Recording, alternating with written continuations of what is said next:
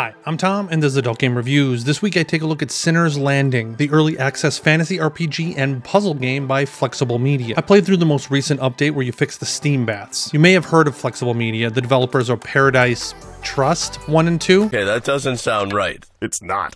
I played it through Steam and it cost me $15. So I never reviewed the Paradise games, but let me give you a quick overview. They're very high production value. The 2D CG renders are beautiful, there are a lot of love interests, and there are a lot of puzzles. Sinner's Landing isn't that different, but Sinner's Landing does have a full-on dungeon exploration. Is it any good though? Okay, let's get into the overview. You play an apprentice wizard that just happened to anger the archwizard due to an unfortunate event involving his daughter. Oh, whoops. Whoopsie. You accidentally get sent through a portal to the far north village known as Sinner's Landing. When you get there, you have to rebuild your life, and that's kind of it. I mean, this is an isekai story. You're the chosen one, or at least you're supposed to be. So the visuals are really polished in Sinner's Landing. They're 2D CG style, so very similar to the Paradise games. I think they're really pretty, but it's up to you if you like the art style at all. There is music and sound effects. The music is good, but I don't think it really feels like it fits a fantasy RPG. When you're doing the puzzles, the music is pretty nice, but all the other times it felt more like you should be at a folk music concert. So it didn't quite feel right to me, but at least it did have music.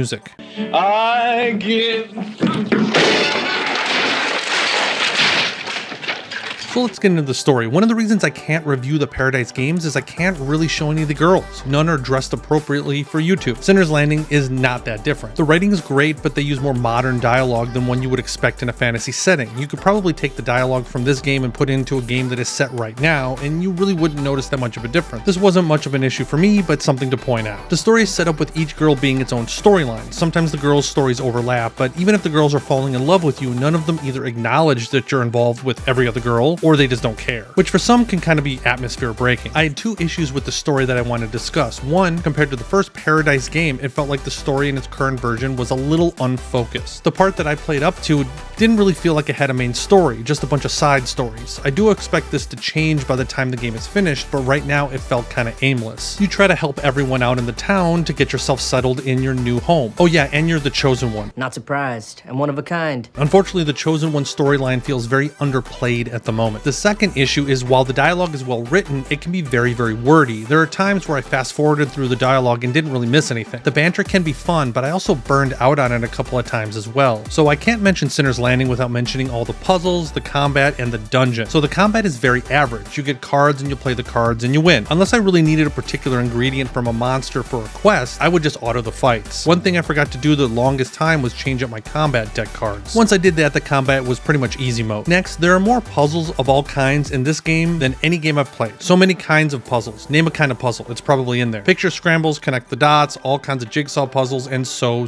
many more. This was good and bad and will be up to personal preference. Some of the puzzles I enjoyed, mainly the painting style ones that were basically just coloring books, and some I hated. Sinner's Landing makes you wait for a little bit before you're allowed to skip the puzzles. I do wish the timer was a little faster, but maybe that's just me. I think compared to the Paradise games, these puzzles felt more purposeful. One issue I had with the Paradise games is many of the puzzles just felt like busy work and were unnecessarily grindy for my taste. Luckily, Sinner's Landing improved upon the issues from their previous game. Next, the dungeon dives are pretty much the same setup as like Knightly Passions. Each time you enter the dungeon, you fight enemies and have minor choice-based activities like dig for treasure or open up a treasure chest. You eventually fight the main boss and end the dungeon. I never found the dungeons too hard, but they could actually get kind of monotonous by the end of my playthrough. You could skip individual fights, but you wouldn't get the ingredients you needed if you did that, which means much of the combat is mandatory to finish some story quests. I didn't see a way out of this, but if there is, let me know down below. The spicy content is very similar to the setup of the Paradise games. Content builds up as you finish each girl's story. At the moment, none of the storylines are complete, but even so, there was a good amount of content. So what do I think? When Sinner's Landing finishes, I could see it being great, but it's just not quite there yet, especially at the $15 price tag. So this is a wait for me. If you absolutely love these types of games, go for it. There's a ton of content already, but I'm gonna wait a while before jumping back in. I want to thank all my backers, and if you haven't seen my review of the Neverwhere Tales, you can check this out right here. Thanks again.